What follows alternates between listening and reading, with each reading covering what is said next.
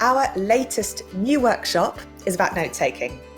Now, this is something that many of you have asked about, and it's probably something that we all have a slightly different relationship with.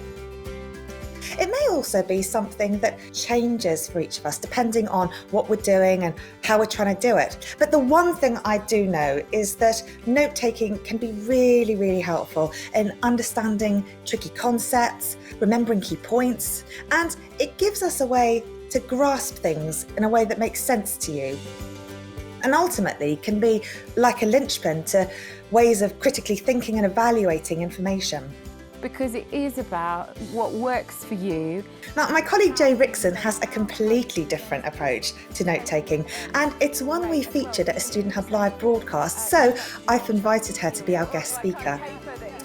Jay doodles and draws a lot and creates these brilliant visuals and uses notes in such a different way to appeal to her specific way of thinking. But at this workshop, we're going to look at that and also look at some other ways of note-taking. So we'll show you some different approaches.